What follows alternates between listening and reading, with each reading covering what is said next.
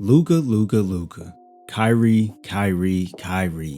Now, when we talk about stars in this league, you have to mention these two, and if you don't, you're just a certified hater.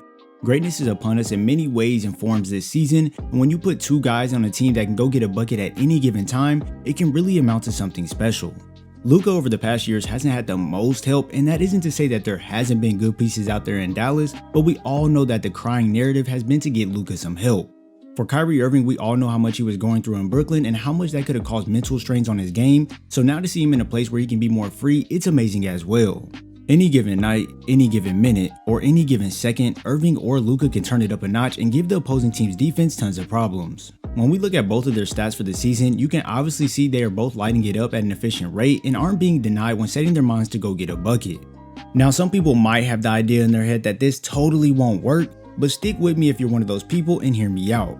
Luka Doncic definitely holds the key to this offense and the ball is heavily in his hands. His usage rate is a hefty 37%, which is second in the NBA at the moment. So although Luka makes most things happen for this team, I think with Kyrie coming over, Luka will be more open to allow someone else flourish with the ball. Now, some of you are probably like, why would he do that if he's never really done it before? Well, with a guard like Irving, there's a certain amount of respect that is shown and given, so I think Luka can actually trust in Kyrie's decision making when on the court. It's not like Kyrie's one of those average guards. Kyrie's one of the greatest players to ever play the game of basketball. In his first two games with the Dallas Mavericks, Irving has put up 24 points on 52% shooting from the field and 50% from deep, and then 25 points on 35% from the field and 37% from three-point range. Now, it's honestly not a terrible start as he has to find his groove within the system, and they came out with dubs in both of those games. Irving is already letting it be known that he will snipe you from deep if you give him that space by not stepping up, and then if you call his bluff from even deeper, Irving has no problem letting it fly from 29 feet to knock it down. Kyrie's deep ball is certainly a weapon he can use as he knocks down 37% of his 8 attempts per game, and here he just breaks off Zubac with a vicious back cut, receives the ball, sets his feet, and bada bing, he gets a bucket. The outside is somewhere where you have to make sure you're up more tight on Irving or else he'll make you pay, and even then when you do step up, Irving isn't bothered by the pressure and can put the ball on the deck to create something for himself. Out of all players with at least 4 possessions with an ISO, Irving has the highest points possession at 1.28 on 4 field goal attempts off these ISOs a game. So honestly, it's safe to say Irving is someone you don't want to meet on an island or else he will take you out deep to the waters and simply drown you.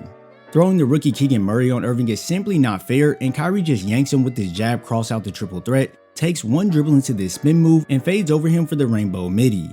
Putting it on the deck is nothing new for Irving, and when he uses this up fake into a stunt dribble to get Barnes momentum downhill, he uses the abrupt step back at the elbow to drop it right in. So first you have to worry about the 3 and make sure you step up, then when you actually pressure him, he can use the handle to open up some space for a jumper, and just when you thought you were done, Irving starts carving your defense up when attacking the basket. Honestly, this is the most fascinating thing about Kyrie's game, and I'm pretty sure most of you would agree. Whether it's the right or if it's with the left, Irving is capable of getting to the rim and finishing regardless, and that's why Covington is so wrong by shading Irving left so heavily, and it's just an easy jab into a blow by, then a slight hezzy to burst past the defense for an easy lay. Other times, Irving can get into the defense's body to get past them, and once arriving in the paint, Kyrie can stay focused through the contact, lean back, and play it off the glass for the beautiful bucket. When Kyrie is shifting defenders or just being creative on his way to the rim, it's truly an amazing sight to see. He's just so fluid and the ball to body connection is second to none. Through the tight spaces, Irving can make it look comfortable, and when faced with an uphill battle at the rim, he can find a way to come out victorious. This season on all driving layups, Irving has converted 62% of his 103 field goal attempts, further proving how good he is when he decides to break down defenders and go put 2 on the board.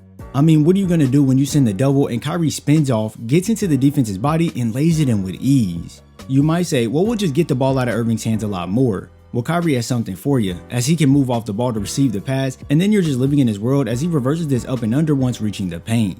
Trust me, it's an extremely difficult task when you have to guard Irving once he starts attacking because he's just so crafty and you never really know what he will do.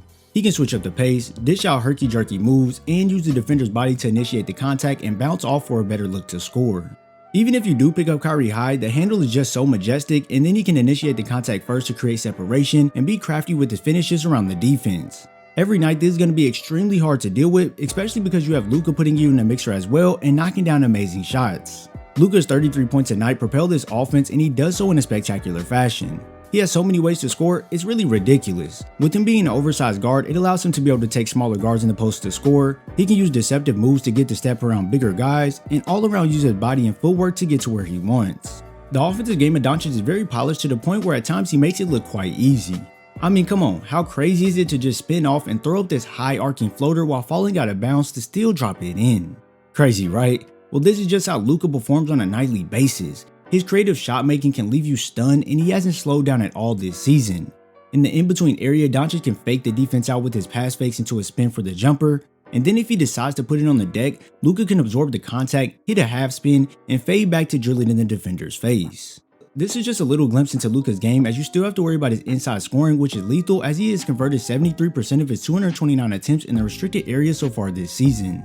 Honestly, he isn't being stopped when getting to the rim, and this is a majorly underrated aspect of his offensive game. In my last Luka breakdown, I dove a lot deeper into it, so if you want to check that out, watch that after this video.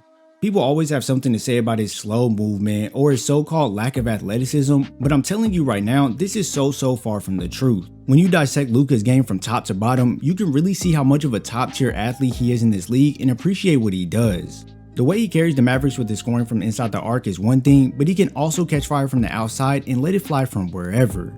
It truly doesn't matter if he has a lot of space or none at all. Doncic can still rise up over any defender and bury it from deep.